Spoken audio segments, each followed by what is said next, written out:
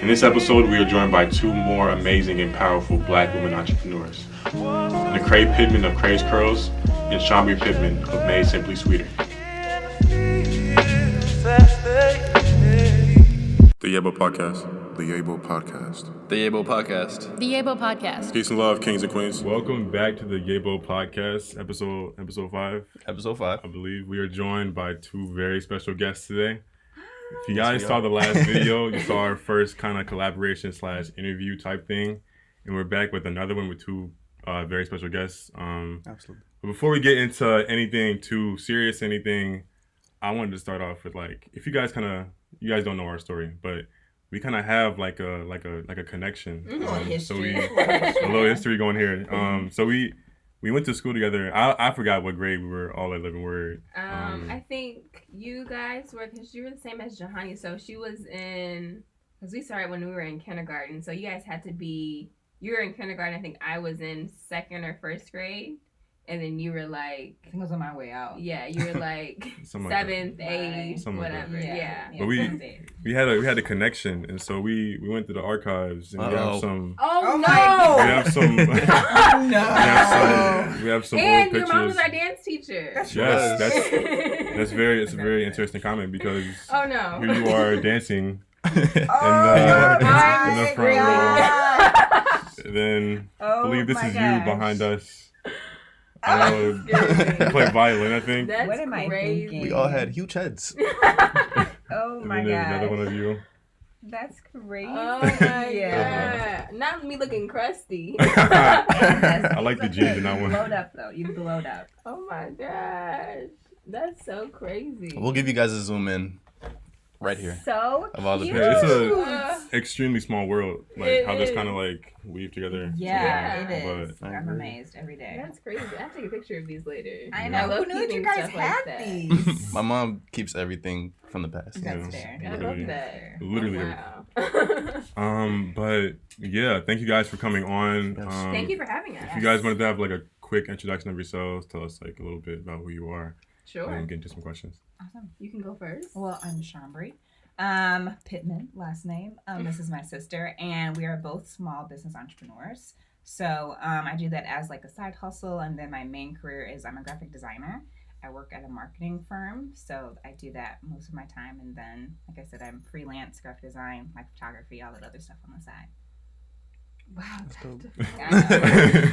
My name is CRAI. I'm actually an esthetician and an assistant manager at a spa. And in my free time, I like to shop. I like to watch Netflix. And I like to learn. I'm kind of a lifelong learner. So I have a bachelor's degree in health science. I was going to go to medical school, decided not to. And then I have a master's degree in public administration. Period. And I'm doing nothing with that. But we'll chat about that later. Yeah, so do you have anything you wanted to? Oh, I'm Wave Don, aka Jonathan Simmons. I'm Josh, your host, obviously. So I think one of the main purposes of this podcast is to not only understand the art or the product, the service, but to also understand the person behind those things. So I'm interested, my first question, you guys can answer individually with your respective businesses. Who has been your biggest influence, I guess, for your business venture, and then also just in life, who has been that one person who you can look back on and be this person is made me the person I am, has influenced the way I think? I'm gonna go first because I know our answer's the same. It's definitely hands down my mother. She is, when you think of mother, she runs laps around the word mother. And I get kind of emotional talking about her too. I'm such a crybaby. She's just a superwoman, and everything I've ever done, she's always supported. And if I've ever been down or I feel I failed at something, she puts me right back on track. And just everything she's accomplished in her life, despite her different life challenges, she just supersedes. So I kind of use it as an example of what I need to do. Yeah. So she's 100%, without a question, my biggest influence, and will always be my biggest influence. Yeah. That's great. Ditto. Same thing? Yeah. Man. All right. And then before we get into like you guys' specific businesses and stuff like that, if I were to like, let's say like one day you woke up and you were out of your body, and like you met yourself and you were like, you guys became best friends. Like you're out of body and then like your actual self became best friends. What would that best friend say about the CRAI? What would that best friend say about SHOMBRI? What are their qualities and who are they? I like how you asked that. I would say that the person, whatever, would say that I am very quirky. I like things like, I like thinking out of the box, and I'm just very like unorthodox. He would say whatever, that I'm very loyal, and that I'm a great listener. I love to listen. That's good. Yeah. What would they say? So many things. They would say I'm definitely like the life of the party. Very vivacious, very Vivacious. vivacious, That's a good word. very strong-willed and kind of hard-headed. Opposite of her, sometimes I don't like to listen. It's good that you know that. I do, and I'm working on it. They would also say that I'm very compassionate, I'm very loving, and I'm a fighter, whether that be for physically or for like whatever that I want for somebody else, I'm gonna fight for it. But I'm just like a very strong person, and I think that's like the summation of me. Summation, that's good. That's good. Is that a real word? It is. Did you have anything to add on? Not yet. What would they? Let's pose it Oh, to you. okay. What would your guys' response? I wasn't be? expecting that. You go first. Me? Okay, so if my best friend, his name would be Waved On, by the way. Okay. His actual Of name would be course. Waved You have On. this all planned out. I love it. I talk to him every day, but no, I'm just kidding. I'm not weird. Let's Okay. bring it back. Okay, so I would say that I am passionate, extremely passionate human. Like probably in everything I do, I try to like go as hard as I can. I'd say I'm pretty loyal, especially if you like are real with me. I'll keep it real with you back, and I'll stay like committed to that friendship or relationship. I would say that I'm outgoing but kind of introverted at the same time, depending on the situation. You're an outgoing introvert. Yeah, That's a thing. it is a thing. Yeah, but I'm very artistic, creative. I think outside the box a lot. Light skin. What? I'm just kidding. Cut that out. Yeah. No, but used to be athletic. Trying to get back into that. You can get it back. Used to be. I can get it back. Never was athletic for me. Right, never. Tried, failed. What else? Intelligent. It's a long list. I gotta put that one in there. You're still going. Like, All right, your turn. Like, If I think of anything else, I'll add it in there. Okay, that's good. I think my friend would probably say like caring is very, very like basic, but I think caring is like if you show me any kind of like love or loyalty anyway, like we could be acquaintances, we could be best friends, we could be partners forever. If you show me loyalty like that, like I'm gonna care about you and I'm gonna be there for you no matter what. I would also say I'm a good listener. I think I always love listening first, just because like I like responding well, and most of my interactions with people are based on like how I perceive them and how I understand them. Yep. Yeah, Is it a you man? get it. Yeah. So like the listening first is like the most. I think will solve a lot of issues in our society, but that's another podcast. A good one. Then That is another podcast, by the way. Write that down. I'll say I'm a thinker. I like to take my time. Kind of coincides with listening. I like to take my time with like understanding people and things, ideas. Yeah, that's it. Cool. Thank you guys for asking that back. I was not expecting That's that. good. On your feet. Yeah. So now for like the main part. I'm gonna ask you first. What is Okay. CRAI's Curls? What's the purpose, the vision, and how to get started? Ooh, such a loaded question. You got CRAI's Curls is a all natural hair care company, And how it started was I actually cut all my hair off probably mid 2018. And at that point, I had never had like a relaxer or anything. My hair had always been natural, but I dyed my hair so often. I bleached it. I was like blonde for a minute. And as you probably know, it's hard to keep moisture in blonde hair. It falls out. Extremely hard. So I was like, wow, I don't know what to do. I was annoyed and no products worked. And so I was like, I'm just gonna cut it off. I cut it all off and I started doing natural products like using different oils, different shea butters, kapuasu butter. And from that, yeah, it's a fun word, kapuasu. That's crazy. From that, I was like, wow, I could make this into a business. And kind of why I was inspired to make it to a business because my mom is very entrepreneurial minded, but SHOMBRI had already had her business. So I was like, well, SHOMBRI can do it. I can do it too. So that's kind of how it came about. And then why everything, if you notice on the website, everything starts with a re. And it's because it's designed to be reinvented of like how other hair companies are. A lot of hair companies, you'll find that they have sulfates, they have very harsh surfactants or chemicals and toxins that are specifically for hair products for African American women. They're linked to breast cancer, ovarian cancer, and different things like that. And I was like, well, if we want to have good hair, we shouldn't have to like have the option of have good hair or get cancer. So I was like, let's find something that's gonna work. And that's how it happened. And then so the whole vision is basically to provide hair products that are actually going to do what they say, in addition to not be harmful to you, and kind of also foster a sense of community within the Black community. So like on the Instagram page, I'm huge about like making sure Black faces are seen. I know for a lot of businesses, they don't want Black faces to be seen because if you put a Black face on there, it's hard to sell products sometimes. So a lot of Black owners actually, they have like websites where there's no faces at all. And if there is, it's usually a white face.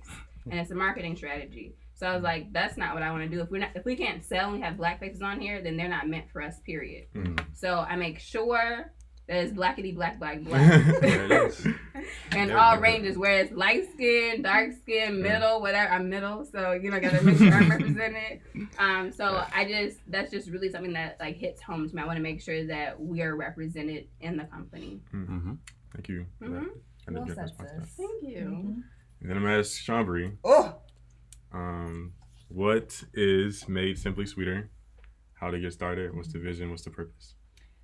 Well, again, our mom is she's just so crucial in our lives to that. She's just so business, legacy, like lifestyle. That's what she's all about. So the way that mine started is a little bit different. I, similarly, that there was a fault in the product. So for me, I have extremely dry skin, especially in the wintertime. And we're in Chicago. It's not an option. So I was trying to find Johnson & Johnson was working. I mean, I hate to name drop, but like, but there it is. That's like supposed to be super ultra moisturizing. It just wasn't doing it. Right. So my mom had mentioned, shea butter. Like way back, we used to go to the African festival that they have every year. Washington Park. And she's like, just use shea butter. And I was like, well, it don't smell good. I don't like the it smells. It's just nutty. It's, how shea butter smells. It's right. It takes forever to work in. So I was looking online at like YouTube videos of how, you can incorporate and how you can work with shea butter. And I just found that you can just infuse it with even more hydrating oils like, vitamin E, jojoba, argan, like all of these really good oils that are good for our skin specifically. Melanin infused skin. That's what I was looking for. Melanin infused. So then I started doing all this stuff for my hair initially, actually. It started as a hair product. And then I used it on my skin as well. And then my mom was like, you need to make this a business. Like, it's just, you're whipping this up in the kitchen, should be a business. So she wouldn't lay off of me about making this into a business. So I decided to make it into a business. And I was really unsure of, like, where to go with it, like how big I could make it, like an example of, like, who to follow. Again, I didn't really see that many. And I really don't know of any, in skincare specifically, women Black-owned businesses. So that's what I was trying to create the space for, specifically women-owned Black skincare. So that was my mission, again, to make it all as healthy and as clean as I could. And then to make it fun. Because again, I feel like shea butter and I feel like natural things people think that it's like boring. It's, you know, it smells earthy. I wanted to make it, well, no, it could smell sweet. It could smell, you know, like, not musty, but like, Musky? you know, musky, thank Musky. you, musky. You know, it can have all types of variations. So that's where like all of the scents and fragrances, and again, when I was whipping the shea butter, it looked like ice cream. So I was like, you know what, let's make this fun. Let's make it the whole ice cream thing. I see it. So that's now. where, see, you following me I see it now? now. So that's where the whipped cream came into play. So all the body butters that I create, they're all whipped cream line. And then the whole idea is to make it, again, an all natural ice cream parlor boutique for your skin. Thank you. My Thank you. favorite scent is vanilla. Thanks for the Vanilla. shout out. You're welcome. I have something. So we're both graphic design majors. So what is your what do you do in terms of like the artistic creation of both companies? Are you like the head of that? Like what part do you play in terms of like the design, like the videos and the thumbnails? Like is that you? Yeah, you. Okay. I mean, I would like to take all credit for it. But she is pretty creative herself. So Okay. it's definitely a collaboration. Definitely. I'll say that I have a little more of hands-on on it, but she holds her own. Okay, cool. So when we first started, she pretty much exclusively made all of the labels. She actually designed my entire website. I kept bugging her about it. So she actually is the CMO of Crazed Curls. Everything kind of filters through her, and she's like, "That looks a mess. Like redo that, whatever." But she does all of that. And as far as like our YouTube channel, the Pittsquad, if I make a thumbnail, she deletes it and changes it. So I've stopped doing that. I feel that. But She finally got it. Finally. but she is like a marketing like genius. So Aw, she's thank give yourself credit where it's due. That's a collaboration. I don't really do anything. But I put a couple of letters on Canva and call it a day. Cool. Because I know designers can be really kind of obsessive with detail. She is. So I could see how that how that works. I'm working on it. She can be I'm really working rude. on Like it. I'm like, this looks nice. Too. I tried. Yeah. Go ahead and delete this. Yeah. We're gonna And that's restart. why, like, some of the thumbnails, for example, like, I'll leave up there for, like, a couple weeks. Just give her, you know, give her some encouragement. Come back and you know, change. And then I'll go in and change it. I feel that. Confidence. Yeah, exactly. That's so mean. Do you have a follow up to that? Yeah, I'm the director of this channel too, because I'm the designer. So we relate. No, they can add a little something, but like at the end of the day, He said, I'm executive producer. Right. We're a team. I know what works best design-wise. Yeah. Let That's me help good. you help us. Yeah, Yes. that's good. everyone has their roles. Yeah. That's all I have. Yeah, something that you touched on briefly was being a Black woman and owning a business. And that's something I really like admire and respect as somebody who wants to own their own business one day. We had Kelsey last week come on and talk about her candle business. And you guys obviously have your own businesses. Then you guys are in like the super minority where it's like right here, 49% of Black women-owned businesses are between the ages of 35 and 54. You guys are under that bracket. So that makes you even a smaller minority. Didn't know that. That was I didn't either. Fun Yeah. fact. Did my research. So could you guys both speak to being a Black woman, not just in the business space, but I guess being a Black woman who people look up to? What is the importance of being a Black woman in this space or in spaces where you're not usually represented, whether it's like at work or like in like the business environment? What's the importance of having like that representation there? And what do you hope to accomplish with your identity in that space? These are just such thought-provoking questions. They are. Good job, guys. So I think the importance of representation, of course, is like if you don't have someone that looks like you in a higher position or a higher space or something that could be achieved, then people who are coming behind you, whether like when I mean behind you, like younger age, they might not think that they can achieve that or accomplish that. So just for example, Kamala winning the vice presidency with Joe Biden. Now girls of different ethnicities, because not even just Black, because she's multiracial, Brown skin. just brown skin, and a woman at that can now be like, wow, she's in that position, I can do it too.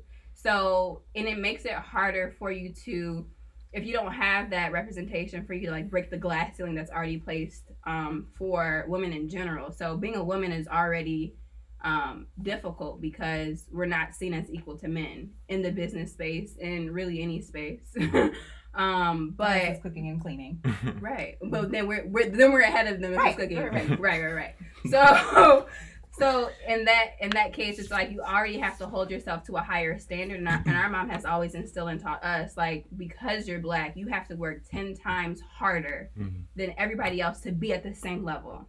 So why it's so important is because you want to leave a legacy, and that's like what Shambi said. Our mom is really big on, is leaving a legacy. So I think what drives and motivates me specifically is leaving a legacy and being hopefully someone that, like you said, someone that will look up to me, be like, wow, she did that, I could do it, and then help people get to where they need to be, instead of like, there's a lot of catty women that'll be like, well, just because I got here, I'm not going to show you how to do it. Yes. Which is an awful mindset. So I think that's why it's super, super important to have representation.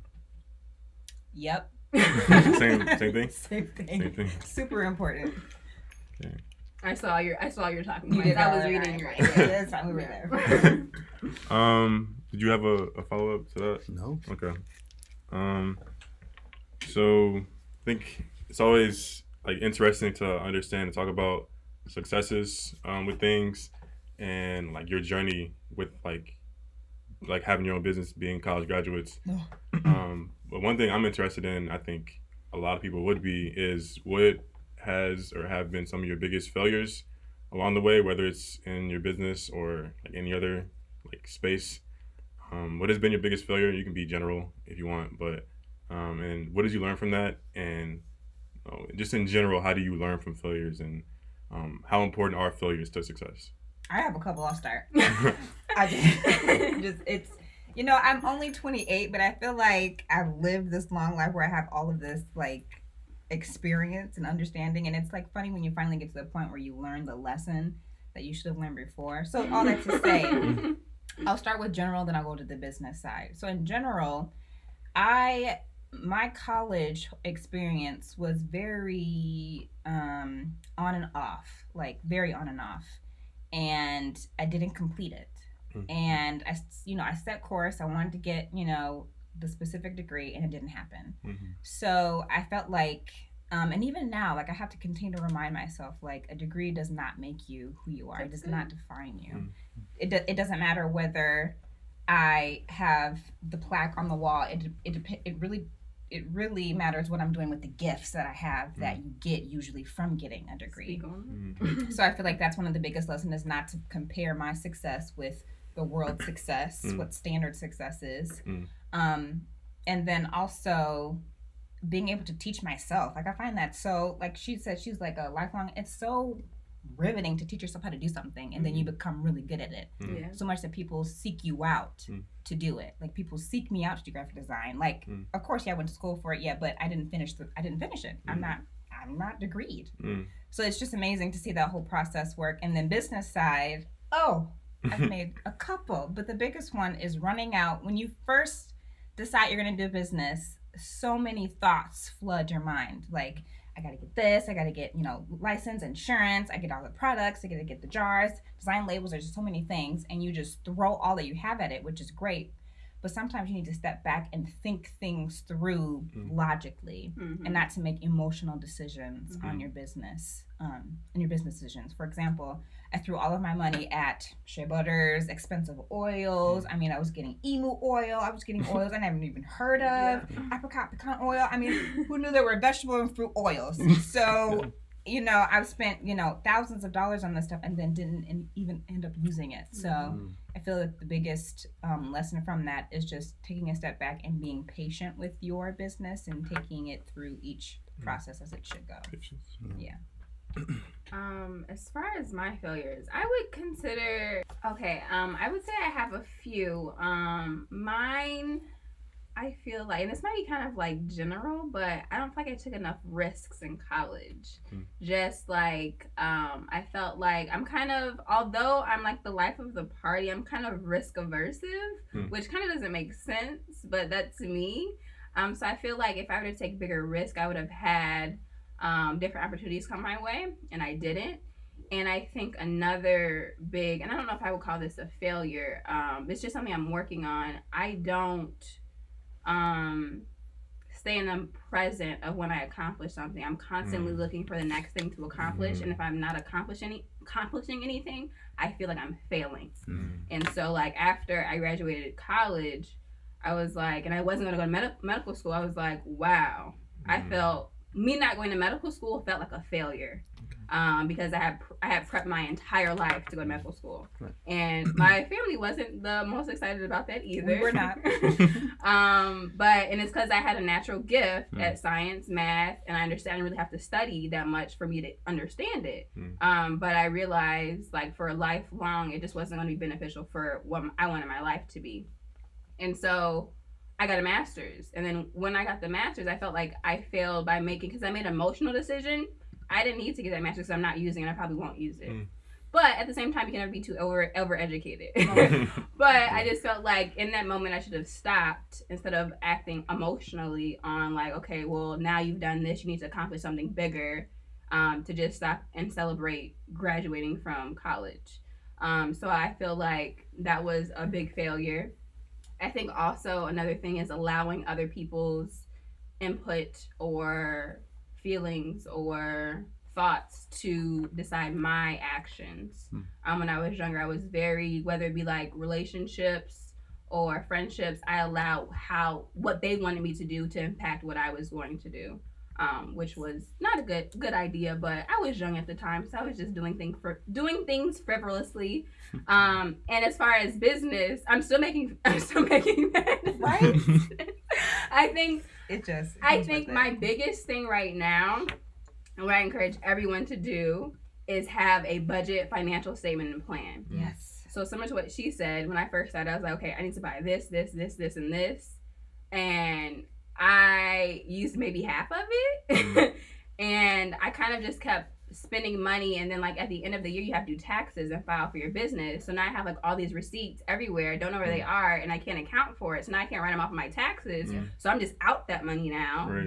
And then also I'm not budgeting properly on like, okay, in the CRAI you have maybe $500 to spend for this month for the business, or making sure that I'm making my marketing or the website or the products as best as they can to market it that it will sell. Because if I'm not doing that, now I'm paying for a website and products aren't being sold, now I'm still out money. So it's just like, I think the hugest thing for me is financial, making sure that having a budget is super important, but also I would say making sure that you know that you know for certain what you're gonna put in, like if it's a product, what you're gonna put in it, because I've changed formulas like 10 times. And if you don't have consistency with a brand, then they might not come back to you because they're like, well, it was different last time. I liked it last time. Okay, well, I'm sorry, it's not, because I'm not going back. So only forward. So, and I think another thing too for mine, because I'm trying to make it all natural and no chemicals. There was so many times where I had products that would sit and they molded. So I was like, okay, no, I need to find like a safe preservative, and then it would mold again. So it's like, for that, I wish I would have went to lab and had them formulate instead of me. But I learned. It was a costly learning lesson, but learned nonetheless. I don't want to say one more thing. I promise this last thing. Go ahead. Also another like big picture thing of like when you have your business is figure out like your why.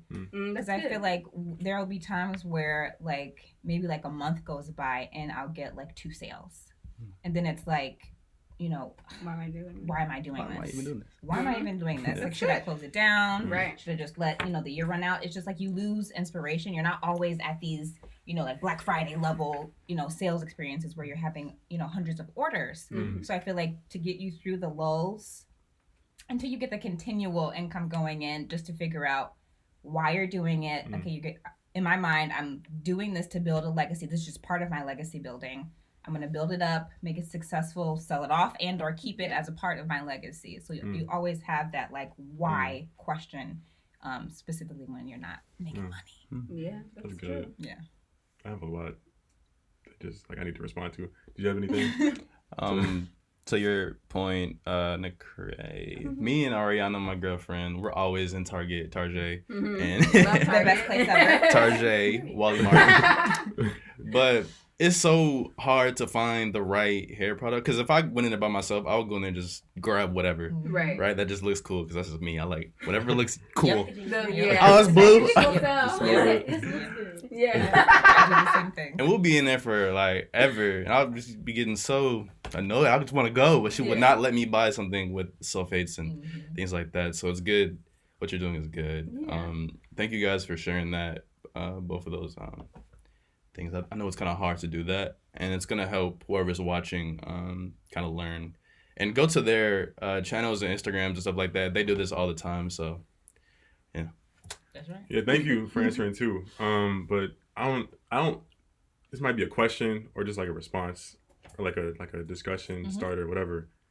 But something that you touched on was being present, being more present, and I think something that I'm learning, like as I'm getting older, I'm 22 right now, is like, especially when you're young, like you set these goals, and it's almost like having like, it's a very thin line between like having goals, having aspirations, having things you want to accomplish in life, and then being present and being like there to enjoy what you're accomplishing in that moment. Because it's like a rat race. It's like you're on a treadmill. Like, okay, I accomplished this, I graduated. Now, like, what's the next thing? You don't really stop to realize like just how much you actually are accomplishing. Right. And then like not just that, like also enjoying what you were doing. Like, cause you look up, you'll be 65 years old and be like, I spent my whole life like running towards goals. And That's it's like, good. I don't know. That was just like, that just hit me, and I was like thinking about that for like 5 minutes. I feel like that's what a lot of young people need to learn. Like we've prepped our entire life to go through high school and then complete college. But also to Sharmi's point, you don't necessarily have to go to college. Like what I'm doing right now, I don't need a degree for, but I still have it. But we're prepped our entire life, finish high school, go to college, but we're not also shown different ways that you can still achieve success. So like, it's not what you know, it's who you know that will get you to where you need to be. Sometimes you learning different skills will allow you to meet people that will put you where you need to be. But I feel like we're a society that's always so focused on, okay, I need to get here by this age. And that was and still it's something I'm working through. I'm like, okay, well, I'm 24 now, and I'm not a millionaire. I told myself I was gonna be 18. I'm a millionaire at 18. Didn't we all? Right. And I was like, and I'm signing people, giving people signatures. I was like, keep this because I am gonna be worth something, and you're gonna sell that later. And it still will happen, but it's not on the timeline that I envisioned it to. But I'm also realizing that if I was a millionaire at 18, I would have blown through that money. Like, it would have been just gone. You weren't ready for it. So, like, in this season, I'm learning that I have to develop and get new skills and a new mindset for me to be able to manage and handle what God has for me, basically. So, that's the hard truth of where I'm at. That's good. I forgot about this. I was going to go on your point as well, Shombri, about the graphic design and not needing to be in school to do a lot of those things. Because I'm at Columbia, and like people would say like, oh, it's a great art school. Like a lot of the stuff that I have learned, I already kind of knew. Yeah. Like off YouTube videos and off like knowledge. So yeah, a lot of that stuff is knowing people, meeting people. Yeah. And stuff like that. But yeah, you don't need that degree, because a lot of that stuff you can look up on the Yeah. But through you going to your classes, you're meeting people that could possibly show you to somebody else that's going to be higher that'll put you where you need to be. Exactly. Right. Yeah. So there's a benefit to those who, and I'm not saying don't go to college. Don't get me wrong. It's for everybody though. Right. I'm not saying not to go just because you can learn everything on YouTube. That's not what I'm saying. But that might not be your journey, and that's okay. YouTube degree. And that's okay, because you would rather be spending that. And if you do want to get education and you're not disciplined enough to teach yourself, then okay, go to a trades art school and get the skills that you need to do that way. So you don't have to. Because here's the thing, you get out of college and then you have this big future ahead of you. Where am I going to go now? And you have a crap ton of debt. And you can't find a job. Right. Now what? I mean, it's a complete dream crusher. It is. So to avoid that, if you don't have scholarships and you can't get things like that, you don't have to go to school. There are other alternatives so you can still be successful. Yeah. Even like I graduated like 6 months ago. Even like in my field, I studied politics and economics. Mm-hmm. Like Ooh, tough. most of my it was God, definitely hard. It was definitely Hard hard, to but like even like in terms of like having internships before, like during and after college, and like having my job like I have now, like it wasn't even. I don't think it's like I got it or I'm good at it because of like my knowledge I learned. It's like my professors I had like connections with or like people that I met. So to me, it is all about connections and like not really about the degree or really the GPA. GPA is like that's not important ever. Yeah. It's and most of the stuff that you like the jobs. There's always on-site training. Yeah. Most of them. I mean, everybody should know from high school how to do Microsoft Word, PowerPoint. Excel is a little tricky, but the rest of that, those are basic skills. So then after that, I mean, you're set. Yeah, sort of relevant. And then I'm wondering I guess this might be more of a visionary question in terms of like future, like aspirations for your businesses. But what are some resources you guys use to like stay on top of like what like direction you want to go with your individual businesses? Like how do you know, I don't know, like times are changing, people change, I guess. Needs change. How do you guys stay on top of those things? You guys read books, research. How do you guys do that? As much as I would like to say that I read books, I read books. I read some books. don't. I read. However, I really am trying to get into it. Honestly, honest to Pete. However, for me specifically, I look at what other businesses are doing and see how I can do it better. And I think a lot of people, kind of to piggyback on like how to start your own business too, a lot of people are scared to start their own business because they're like, okay, well, it's already been done. It's already out there. But it doesn't have your flair. So it doesn't matter if it's already been done or it's already out there. When you put something onto the market, you never know who is going to pick it up because it has your flair and your specific and unique touch that no one else will have. And so when I look at other businesses and see like my competitors, okay, I'm looking and seeing like, oh, that's cool. Let me tweak it now and do it better. And that's kind of like my market research. But could I do better at getting more resources? Definitely. And that might be the pitfall right now of another failure that I need to learn from. Thank God we're here. Yeah. It just gave me something to think about now. I'm subscribed to a couple of newsletters. So specifically like with the ingredients that I buy, a couple of them have newsletters like, you know, new ingredients to watch out for, the benefits of different ingredients. So that's how I kind of stay abreast of like the different oils and things to use. But similarly to the market research, I still see what other companies are doing. YouTube has been, of course, everyone's best friend, but has been my best friend. So I'm always on YouTube looking up new recipes, looking up new ways to incorporate shea butter, make it lighter, fluffer, whatever it is. I'm always on YouTube trying to figure out like what's the next thing. Yeah, YouTube is good. YouTube is so much accent. I don't have anything though. Then Shombri, you talked about having a why. I'm interested. This is gonna be like a business question or a life question for both of you. What makes you guys feel inspired to keep going or motivated? My why is again my mother. I feel like, you know, you have the cartoons would be like an angel and like a devil. I just feel like it's mom and God right here. I always hear my mom in my head. And again, I feel like my biggest why in all of my decisions has now shifted to becoming legacy minded. Before, and I feel like this is kind of goes back to my failure, I didn't have that mindset. I feel like you really don't care about what you leave behind when you're younger because you're just living life, you're just enjoying it. But now I'm like, everything I do, I need to have some type of trail that I'm leaving behind to where people can follow. Then I'm leaving a light. So I feel like my biggest why is my mother and constantly telling me to leave a legacy. Mine's kind of similar to that. So it's my mother, but it's also success. Like I've always seen, and I live a certain lifestyle where there's just no way I cannot be successful. Like with the amount of money I spend, like there's just no way. So I think my why is seeing what I can achieve and being successful and bringing my family with me. So it's my why is my family, because not only do I want to be able to provide for myself, but I want to make sure my whole family is straight. So my family is 100%, and my friends, of course, they like family, but are my why. I feel that. And then I know we talked about before, like, I wasn't sure if you had an answer for this question. We can cut it out if it's a little weird. But what is one thing that you would ask yourself if you were me in this podcast interview? What question would that be, and why would you ask that question to yourself? You didn't ask what my favorite food is. It is spaghetti. Yeah, okay. I should ask some Okay. fun. What? Some fun ones. Ask some fun. You're right. It's coming. I would say, this might get deep. I would say, what's one thing you don't like about yourself and why? And the answer to that is nothing. And that might sound cocky. Unpack it for them. Yeah. That's it.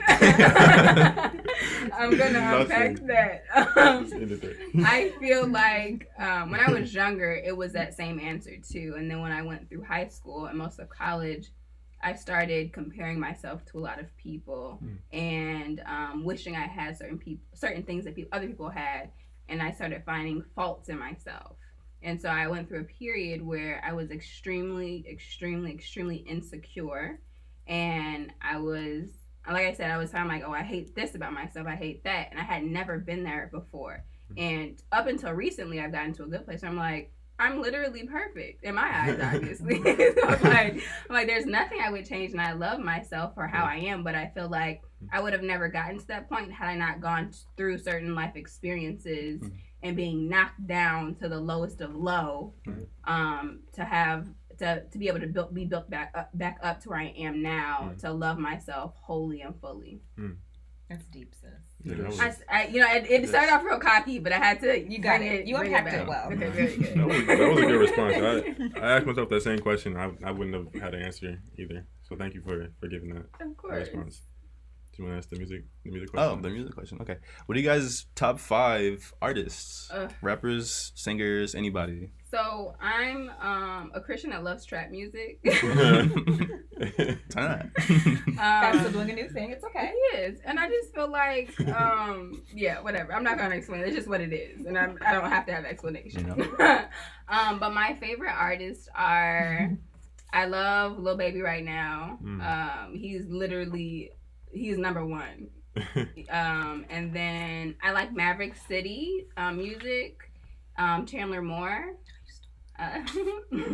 Then I also like, I want to say City Girls, but I don't like them on certain songs. So I'm not going to say City Girls. I'm not going to say them. I'm going to say Her. I really like Her right now. Amazing. I like Janae Aiko. And then I also like Davido. Ooh, I haven't heard that one. That's a good one. He's a Nigerian artist. Very good. Let's see. She took like 3 of mine. So Davido's a good one. Yemi Alade is another one. That's an African artist. I like Anuel. Oh, I love He's Anuel. Latino one. Anuel! And then you said Chandler. Is that his ad lib? No, that's mine for him. He rolls his tongue. I can't do it. Let's see who's the 5th one. Chris Brown. Chris Brown's a classic. Chris Brown. too. That's classic. I love his music, but not as a person. You guys said Fair. a lot of like That's fair. Yeah. foreign ones. That's fair. They said a lot of foreign ones. That Yeah, we listen to a lot of like eclectic music. It's different. I feel that. Yeah. Extremely. I had to look some up. I'm not. Giving you some. Add that to We'll the send you some. playlist. We'll send you some recommendations. Very diverse. I'm so mainstream. What am I doing? I couldn't even spell half of those names. I don't even. Did you have anything else you wanted to touch on? Oh my god. It's Oh just my my phone. Oh, that was me. No, I don't. Nothing. Thank you guys for coming on. And then where can we find you guys on social media? So add me on Instagram. I'm kidding. My Instagram name is at Miss Pittman it's spelled MISSPITTMAAN. Also our YouTube channel is at the Pittsquad, and it's spelled like it sounds. Are you Like it business, sounds. sis? Oh, Crazed Curls is at Crazed Curls, CARZEDCURLZ. That's on Instagram, Facebook, and Twitter, but we're not really active on Twitter. And I can be found at Sips Designs on Instagram. That's my personal account. And then She never posts. And then the Made Simply Sweeter. I post once a quarter. And then the Made Simply Sweeter is at Made Simply Sweeter. Thank you. Mm-hmm. Want to give me a shout out? For me? Yeah. Oh, shout out me. That it? Is all you want to say? What's your? I want to say to you guys, thank you guys for being here. Make sure you guys like, share, comment, and subscribe to this video. Yes, please. And thank you again to Praise Curls and Made Simply Sweeter for joining us. Tune in next time for more content.